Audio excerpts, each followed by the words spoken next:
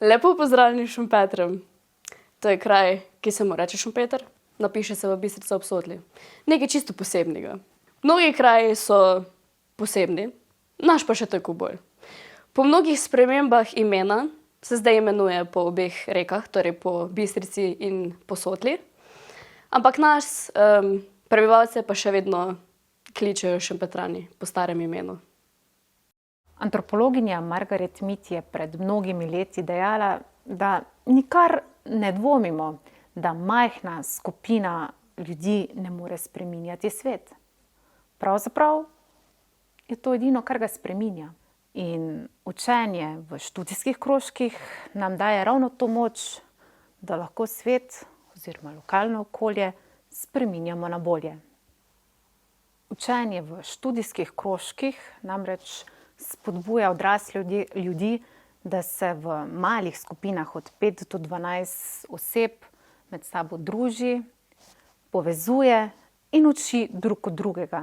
Učenje v študijskih krožkih spodbuja odrasle ljudi, da se med sabo družijo, učijo drug od drugega, da sledijo nekim skupnim ciljem in prispevajo k rezultatom, ki bodisi skrbijo za njihovo osebno rast ali pa prispevajo kamenček k bolj kvalitetnemu življenju v skupnosti. Učenje v študijskih krožkih je torej medvrstniško, medgeneracijsko, predvsem pa je prostovoljno in brezplačno.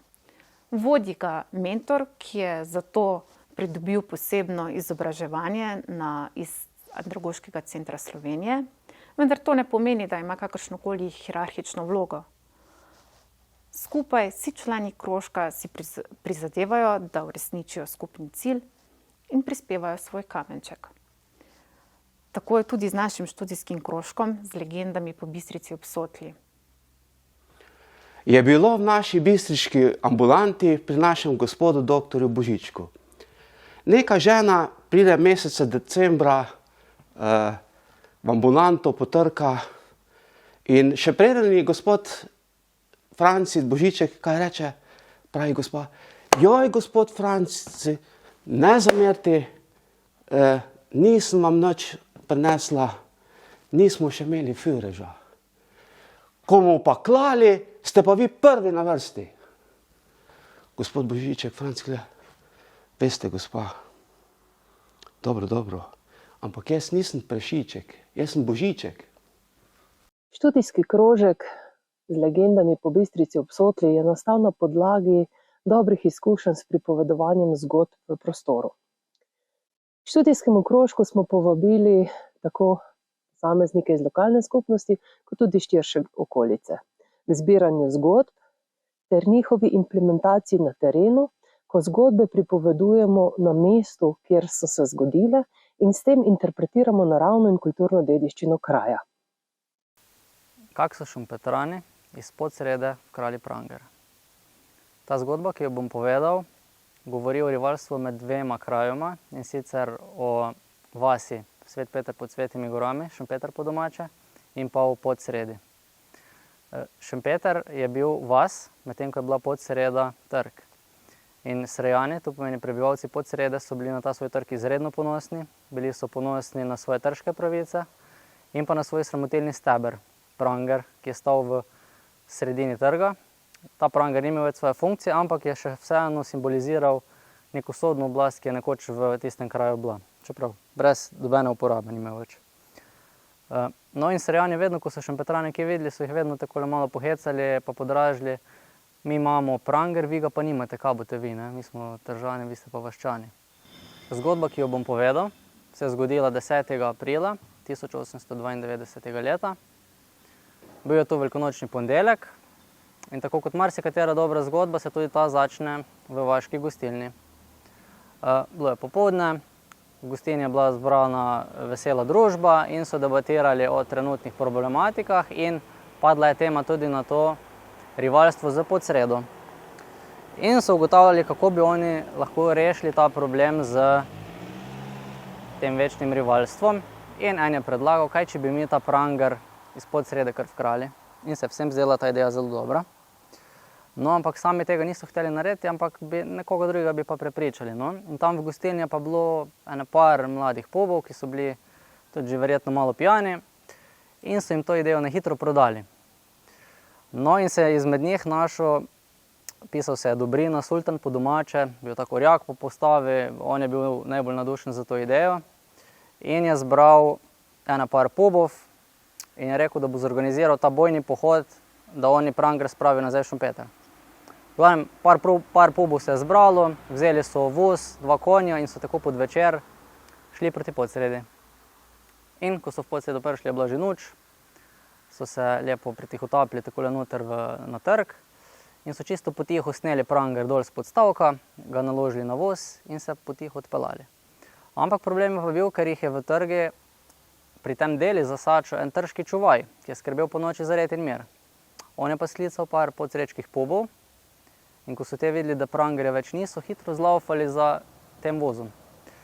No in nekaj na poti so Šempetrane dohiteli, vnel se je pravi boj, ki je izgledal tako, da so se obmetavali s kamenjem in se bojevniki na obeh straneh tudi konkretno poškodovali.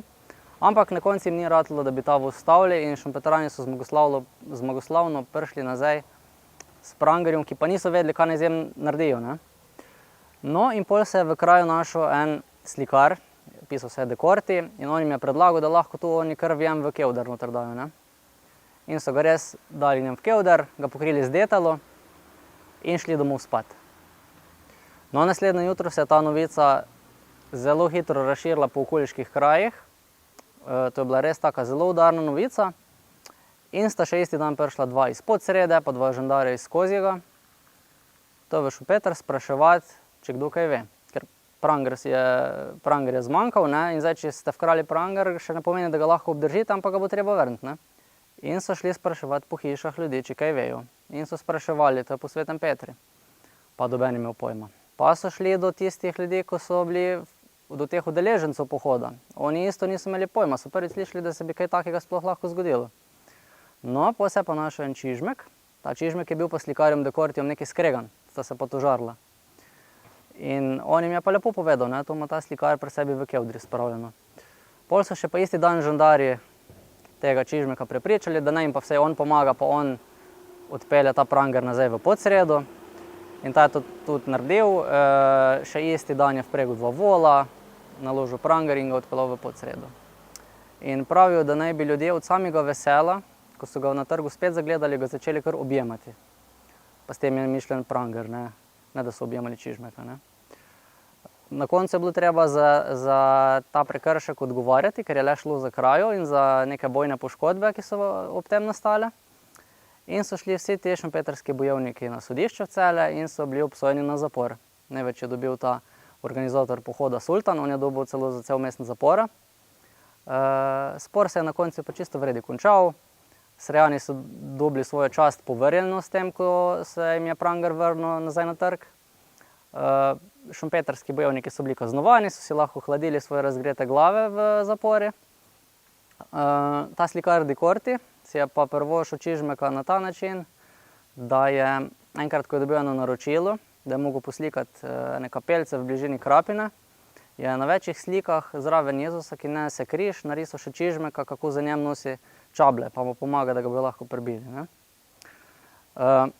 Ob tem dogodku je tudi nastala ena pesem o kraju Prangerja, ki jo je napisal šempetrski ljudski pesnik Jože Novak in pravijo, da je v tistem času ga ni bilo takega ne s Podsrede, ne s Šempetrga, ki ne bi znal te pesmi na pamet. V glavnem, spora med krajoma ni bilo, ker so vsi že od začetka vedeli, da je šlo samo za zafrkancijo. Je tako, da se je še 2-krat potem ponovilo, da so Šempetrani še 2-krat probali vkrasti Pranger, ampak jim nikoli ni več uspelo. Na koncu so se pa v Podsredi kar odločili, da reši preventivno, da res ne bi še spet do kakega takega neljubega dogodka prišlo, da ta Pranger kar zabetonirajo v podstavek in se je tako zgodba končala. In čeprav se je zgodba že takrat v redu končala, pa se še čisto zares končala ni, ker smo pa v Šempetrem leta 2010 dobili anti-Pranger. To je pa obratno od Prangerja, kamen časti. Naredil ga je vsestranski lokalni umetnik Franci Černelč in smo na ta način mogoče pa le za nazaj malo vrnili pod sredi. Zgodbe so pomemben del vsake skupnosti. Namreč pripadajo vsakemu posamezniku, ne glede na njegovo starost, njegovo ozadje. So del naše identitete. Vsak pripovedovalec seveda nekaj odzame, nekaj doda, a zgodbe preživijo generacije in generacije. In nam pomagajo ohranjati tisti delček naše skupne identitete. Kdo smo in od kod prihajamo. Je bil Kožuhov Tinček en vaški posebnež, morda najstarejši literat v naši vasi, ki je zapisoval mnoge stvari, bil udeležen v življenju kraja, veliko je opozoval in z teh srečanj njegovih je tudi nastalo veliko zanimivih anekdot. Se spomnim ene, po pripovedovanju, je bilo časa leto 79, ko je bila na novo zgrajena naša osnovna šola Marija Broz Bistrica ob Sotli, ki je ravnateljeval gospod Jože Poljšak.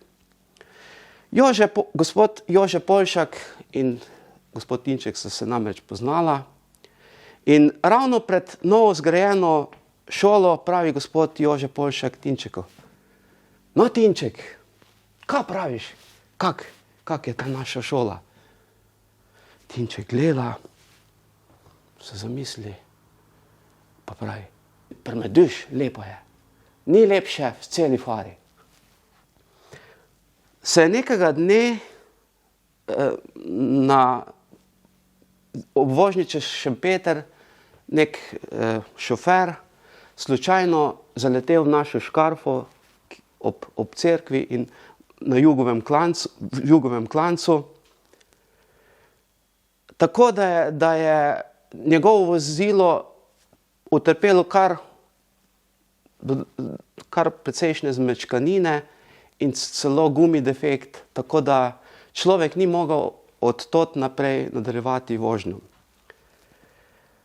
Kožuhov stric Tinček to vidi, gre naproti človeku, pa pride v njegovo bližino in temu človeku pravi: "Gospod, kako pa vi vstavljate avto tam, kjer škarfe ni?" Pred velikimi letami se je pri nas naredilo, da je šel tudi grober kopati grob za mrliča zvečer, ker je bilo vroče čez dan, poletni cajt je le prevroče čez dan za tako delo, pa je šel zvečer. Pa on to koplje, pa je že skopal kar precej. Tisti kup veni se je kar veliki naredil že, na tistem kupi gor so bile pa tudi kosti od unih, ko so že prej bili noter. In možakar je bil že zmartran, pa se nasloni na štil od lopate, pa opazuje tisti kup. Veni se je že začelo malo mračiti. Pa je tam skupa dol videl, se zbrkala na lobanja, pa opazuje tisto lobanjo, jo gleda, pa lobanja tako malo miga, kar počasi se dviguje. Vsake toliko cajta se malo dvigne. Pa je možakar je ratalo strah, skoči ven z jame, pa hitro leti gor do dohtarja. Tam v dohtarjevi hiši je živo še dohtar takrat. Pa gre, pa mu pove, kaj se je zgodilo. Dohtar mu seveda ni verjel in rekel, da to je nemogoče, da je lobanja tista čist bela, že od zemlje predelana, ne more migati. Je rekel: "Grem jaz s teboj, pa ti bom pokazal, da to ni res." Gresta ona dva nazaj na Britov, se je že skoraj stemnilo, prijeta do groba, pa je res tista lobanja. Vsake toliko cajta malo zamiga. Pa je pa dohtar radoveden, prime lobanjo v roke, pa je bila od spodaj korintača. Taka velika, debela korintača, pa ko ona diha, se ti tu ne peja, pa se je dvigovala lobanja. Tako kak se je ona ne pejala, tako se je lobanja dvigovala. Pa je bil problem rešen, ni bilo čudeža. In dohtar pa radoveden, tisti cajti šele niso tako mogli vsega vedeti, pa videti, pa v roke dobiti, kot v zdajšnjih. Vzame on to lobanjo v roke, pa jo gleda, pa jo obrača, pa jo gleda, pa je videl, da je bilo na čelu noter zabit čabelj. Te človek je bil pokopan, ko je bila Ljubanja njegova, že kar na cajt nazaj. In je pač ni umrl naravne smrti. Baje je bil precej žleht in enkrat, ko je bil bolen, neko vročino je imel, ležal v posli, spal, pa si žena malo pomogla, pa mu je čabelj v čelo zabila med lase, imel še precej goste. Tak čez čelo nekaj velika krvina pride, obdukcije niso delali, pač imel je vročino, pa umrl, tako že marsikateri so ga pokopali. In po tolikih letah je bil odkrit pravzaprav zločin. In žena je še pol šla sedet, baje za 6 let. Tako sta pravila mama pa Anta velikrat. Stanovali so pa te ljudje v Petrovi Gurci, na Venceljevem. Zdaj lih, kaj so bili za eni, ne vem, to mi niso nikdar povedali, ampak na ta način je bil zločin rešen. Tista debela Koruntača je pomagala odkriti, zakaj je v resnici možakar umrl. Če ne bi bilo je, bi šlo to čist vred izkus. Zdaj pa še samo en nasvet, tisti, ki to poslušate. Če imate kakega, ko vam je malo na poti, ne se tega poslušajte, ko nikdar ne veste, kje vas katera Koruntača čaka.